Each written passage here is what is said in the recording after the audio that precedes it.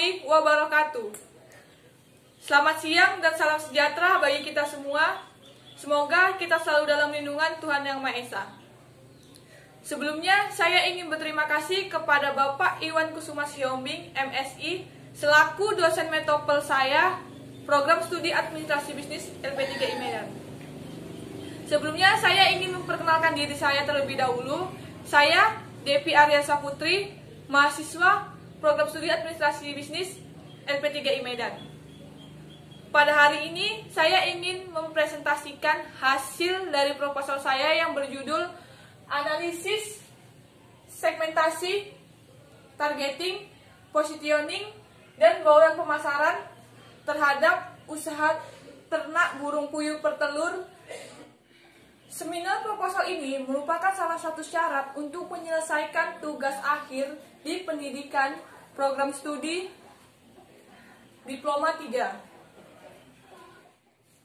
Baiklah, langsung saja kita masuk kepada sistematika proposal penelitian yang terdiri dari bab 1, pendahuluan, yang berisi tentang latar belakang penelitian, rumusan masalah, batasan masalah, tujuan penelitian, manfaat penelitian, dan sistematika penulisan.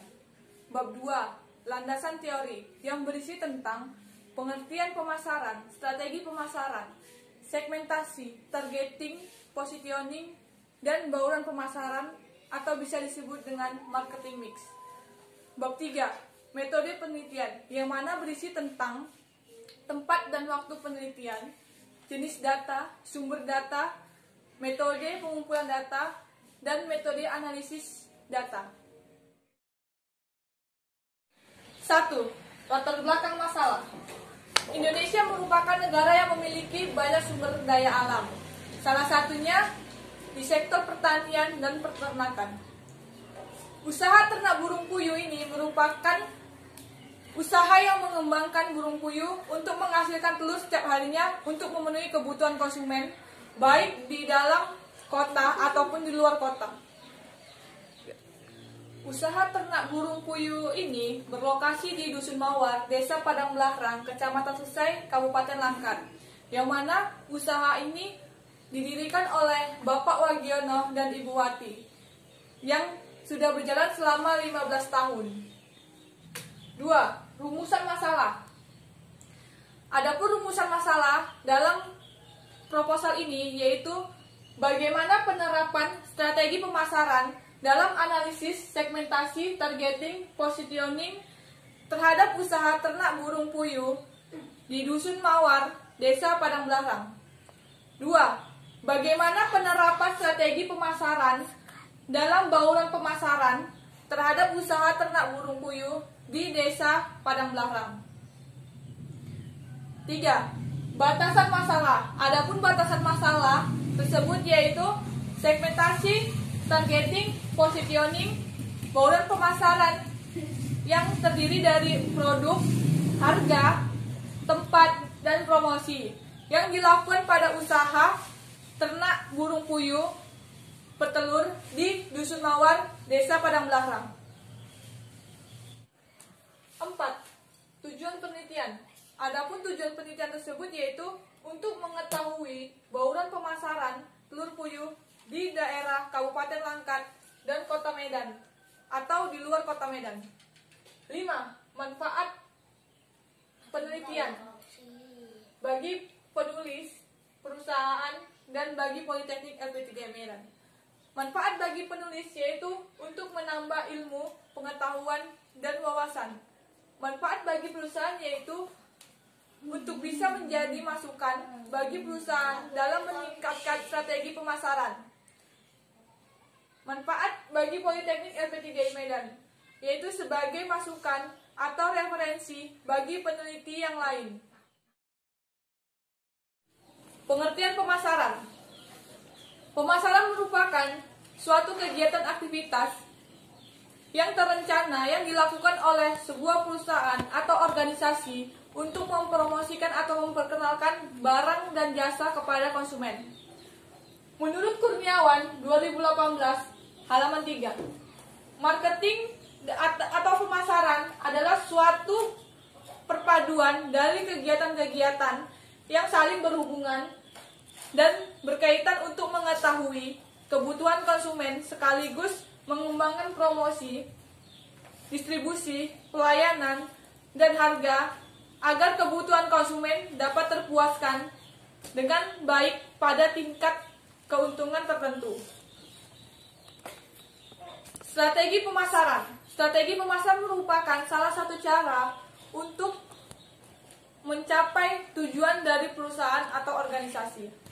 Menurut Answari 2017 halaman 168, strategi pemasaran adalah serangkaian tujuan dan sasaran, kebijakan dan aturan yang memberi arah kepada usaha-usaha pemasaran perusahaan dari waktu ke waktu pada masing-masing tingkat dan acuan serta alokasinya, terutama sebagai tanggapan perusahaan dalam menghadapi lingkungan dan keadaan persaingan selalu berubah. Selanjutnya, segmentasi. Menurut Manap 2016 halaman 7, mendefinisikan segmentasi sebagai pasar, suatu proses untuk membagi pasar menjadi kelompok-kelompok konsumen yang lebih homogeni, di mana tiap kelompok konsumen dapat dipilih sebagai target pasar untuk dicapai perusahaan dengan strategi bauran pemasarannya. Segmentasi meliputi beberapa segmen, yaitu segmentasi geografis, yang mana segmen ini berdasarkan pada lokasi atau wilayah tertentu di mana konsumen tinggal sebagai target potensial.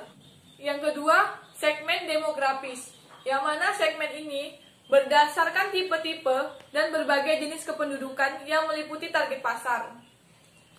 Yang ketiga, segmen psikografis gaya hidup, yang mana segmen ini merupakan pengelompokan target pasar yang berdasarkan gaya hidup seseorang, sikap seseorang terhadap produk tertentu, dan minat pelanggan.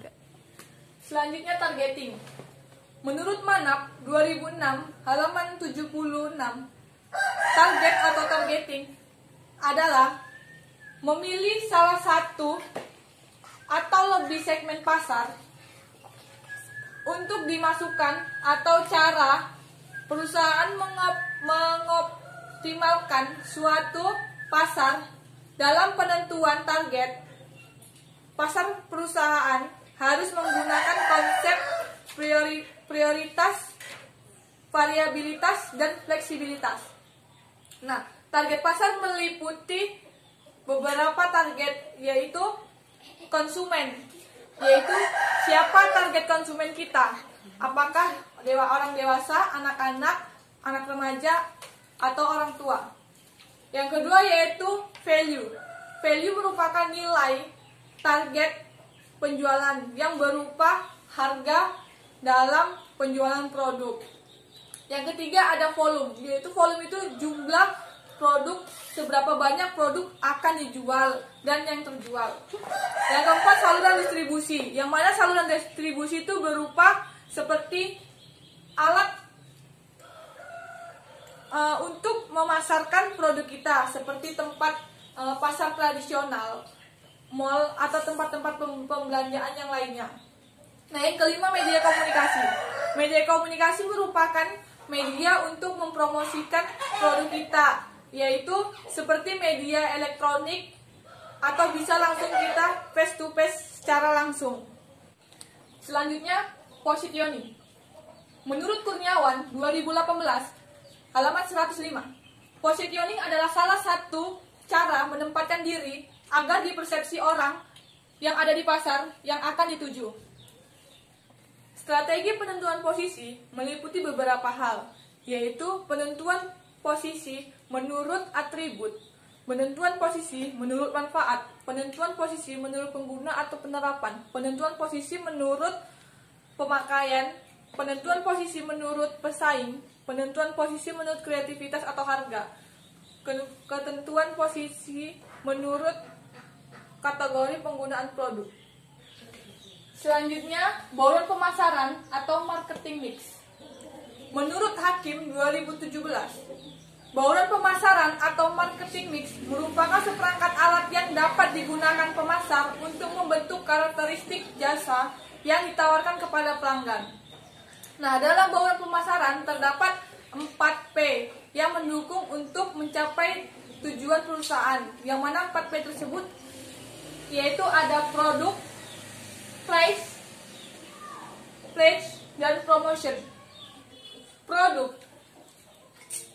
Menurut Kurniawan 2018 halaman 8, produk adalah segala sesuatu yang ditawarkan ke pasar untuk mendapatkan perhatian, untuk dibeli, untuk dipergunakan, dan dapat memuaskan atau memenuhi kebutuhan konsumen.